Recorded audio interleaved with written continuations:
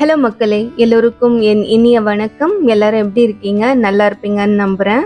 குழந்தைங்க பெரியவங்கன்னு எல்லாருக்குமே பிடிச்ச பேன் கேக் ரெசிபியை கோதுமை மாவை வச்சு எப்படி செய்யறதுன்னு இந்த வீடியோல பார்க்கலாம். பேன் கேக் பேட்டர் ரெடி பண்றதுக்கு ஃபர்ஸ்ட் ஒரு பவுல் எடுத்துக்கலாம். அதுல ஒரு பெரிய சைஸ் பழுத்த வாழைப்பழமா ஆட் பண்ணிக்கிறேன். சின்ன சைஸ் வாழைப்பழமா இருந்தா 2 ஆட் பண்ணிக்கோங்க. மஞ்சள் வாழைப்பழம் தான் சேர்க்கணும்னு இல்லை, எந்த வாழைப்பழம் உங்ககிட்ட இருக்கோ அதை நீங்க ஆட் பண்ணிக்கலாம். இப்போ இந்த வாழைப்பழத்தை நல்லா மசிச்சுக்கலாம். ரொம்ப ஜூஸியா மசிக்கணும் அப்படின்னு அவசியம் இல்லை, இந்த அளவுக்கு மசிச்சா போதும். இது கூட இப்போ ஒரு எக் ஆட் பண்ணிக்கிறேன். ஒயிட் எக், ப்ரௌன் எக் எதுனாலும் ஆட் பண்ணிக்கலாம்.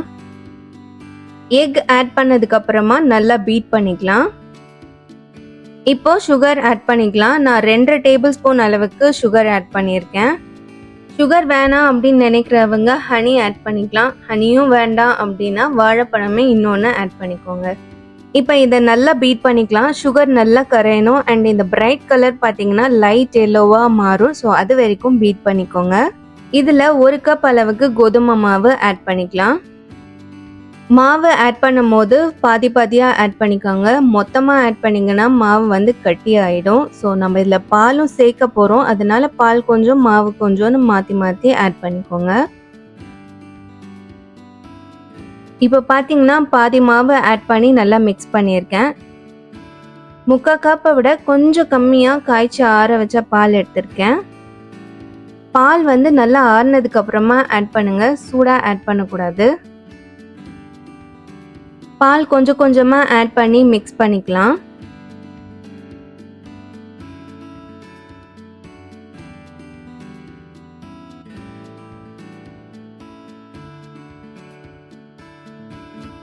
இப்போ பேலன்ஸ் இருக்க மாவையும் நம்ம ஆட் பண்ணி மிக்ஸ் பண்ணிக்கலாம்.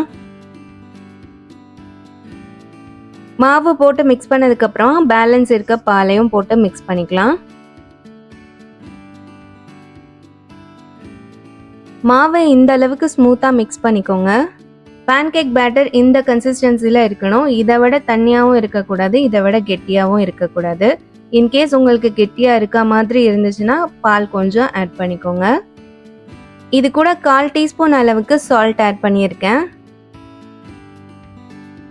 1/4 டீஸ்பூன் அளவுக்கு பேக்கிங் பவுடர் ஆட் பண்ணியிருக்கேன். 1/4 டீஸ்பூன் அளவுக்கு பேக்கிங் சோடா ஆட் பண்ணியிருக்கேன். 1/4 டீஸ்பூன் அளவுக்கு வெனிலா எசன்ஸ் ஆட் பண்ணியிருக்கேன். வெனிலா எசன்ஸ் வேண்டாம் அப்படின்னு நினைக்கிறவங்க ஏலக்காவோட விதையை நல்லா பொடி பண்ணி ஆட் பண்ணிக்கோங்க. ஒரு 2 பிஞ்ச் அளவுக்கு ஆட் பண்ணிக்கலாம். இது எல்லாம் நல்லா ஒன்று சேர்ந்து வர வரைக்கும் ஜென்டலாக மிக்ஸ் பண்ணிக்கோங்க. இப்போ பார்த்தீங்கன்னா பேன் கேக் பேட்டர் ரெடி ஆயிடுச்சு. இப்போ ஒரு பேன் எடுத்துக்கலாம். நல்லா சூடானதுக்கு அப்புறமா 1 டேபிள் ஸ்பூன் அளவுக்கு பட்டர் ஆட் பண்ணிக்கலாம், இல்லைன்னா கீ ஆட் பண்ணிக்கோங்க. பட்டர் உருகுனதுக்கு அப்புறமா ரெடி பண்ணி வச்சிருக்க பேட்டரை ஆட் பண்ணிக்கலாம். நான் ஒரு 2.5 கரண்டி அளவுக்கு மாவை ஆட் பண்ணியிருக்கேன். உங்களுக்கு சின்ன சின்ன சைஸில் பேன் கேக் வேணும் அப்படின்னா ஒரு 1/2 கரண்டி இல்லை 1 கரண்டி அளவுக்கு கூட நீங்கள் மாவை ஆட் பண்ணி ரெடி பண்ணிக்கலாம். ரொம்ப தின்னாக ஸ்ப்ரெட் பண்ண வேண்டாம், கொஞ்சம் தடியாக தான் இருக்கணும். அப்போ தான் உங்களுக்கு கேக்கோட டெக்ஸ்சர் அதில் வரும். குழந்தைங்களுக்கு பிடிச்ச மாதிரி எந்த ஷேப்பில் வேணும்னாலும் நீங்கள் ரெடி பண்ணி கொடுக்கலாம். ஸ்டவ் நல்லா மீடியம் ஃப்ளேமில் வச்சுட்டு செய்ய ஆரம்பிங்க, அப்போதான் உள்ள நல்லா வெந்து வரும். இப்போ ஒரு சைட் வெந்ததுக்கு அப்புறமா இன்னொரு சைட் திருப்பி போட்டுக்கலாம்.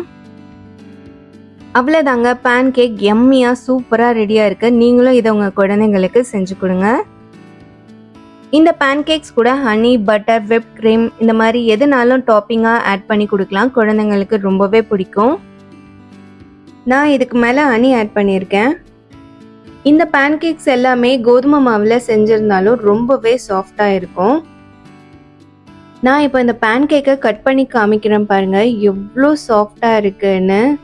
உங்களுக்குமே அது பார்க்கும் போதே தெரியும், அவ்வளோ சாஃப்ட் அண்ட் ஸ்பாஞ்சியாக இருக்கும்.